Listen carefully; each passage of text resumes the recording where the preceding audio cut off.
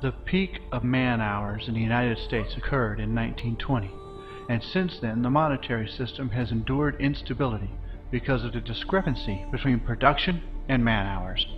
The ever-widening gap between production and man-hours indicates that the easier it is for us to produce more, the harder it becomes to distribute.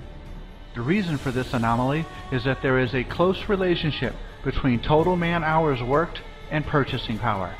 Most of us receive our income from time on the job in the form of wages or salaries, and declining man-hours usually means declining purchasing power. Isn't it ironic that as we increase our ability to produce, we suffer a diminishing ability to consume? This is what happens in the monetary system.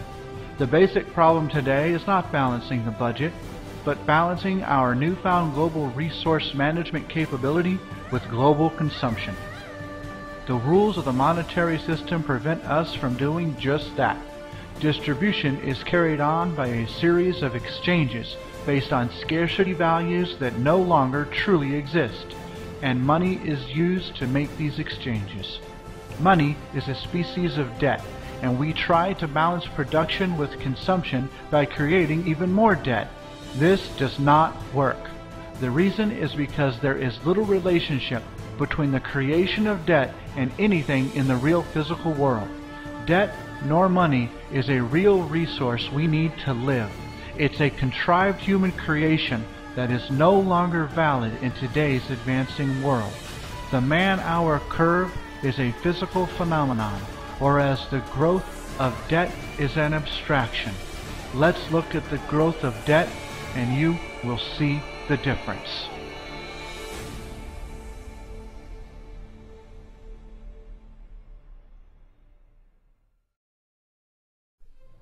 This chart represents total debt in the United States, all debt public and private.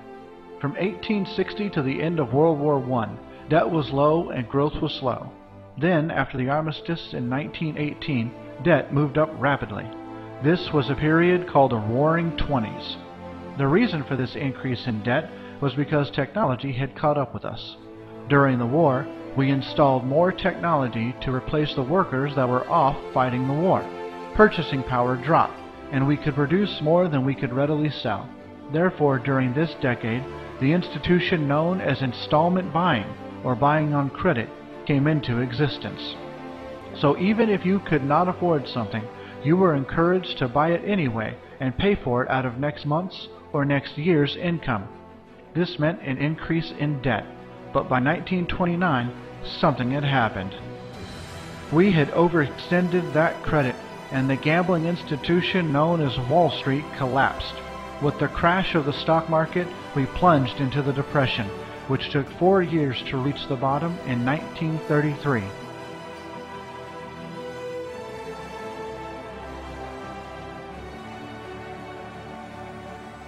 Now the government stepped in because it had to.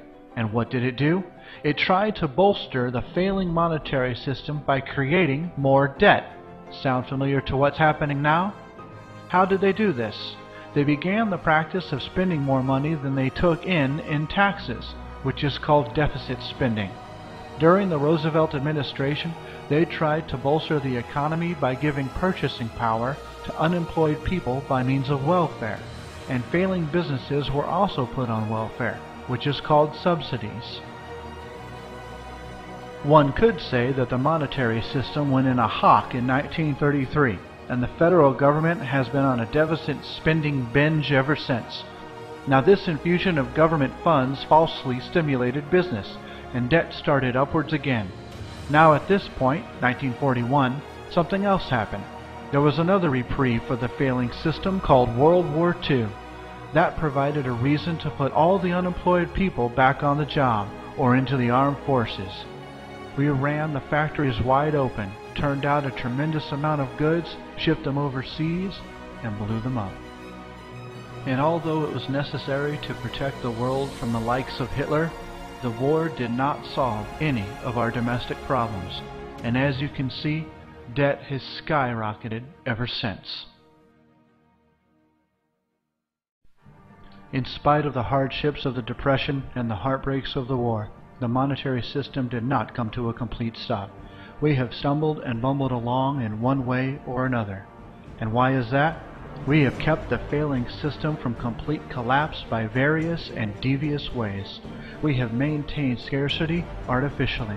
Back during the Depression, when there were so many people without jobs and their families were hungry, we had tremendous surpluses of food stored around the country. Was it given to the people? No, because it's not profitable to give away food, even to the starving population. Back in the early 30s, we began the practice of destroying crops or killing off livestock in order to validate the monetary system. We're still doing this today, but more covertly. Since 1933, the government has spent billions of dollars paying farmers not to grow, and they have also tried to curtail the production of corn and wheat for human consumption, most notably on the recent alternative fuel ethanol project, which is a waste of food and not a good alternative fuel to begin with. In the monetary system, when food becomes too plentiful, we limit it. This is to sustain price or value, to keep the system going, and if people happen to be hungry, then it seems to be of little importance to the people making the decisions on how the monetary system works. Industry uses different tactics.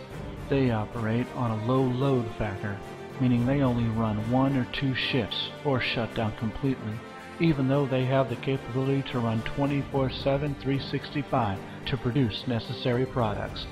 Then there's the more wasteful practice of turning out shoddy merchandise. These inferior products that break down or wear out in short periods of time are created to ensure high turnover. If a company could make something that lasted 100 years, and we do have the materials and technology to do that, they wouldn't do it, because how would they sell the next version? To make more profit. Just look at all the recalls of late on various products like toys, cribs, food, cars, appliances, and more. Destroying all those faulty products ensures scarcity. There are hundreds of thousands of junky products turned out every week in order to assure a high turnover for a fast profit. This is the way the system works.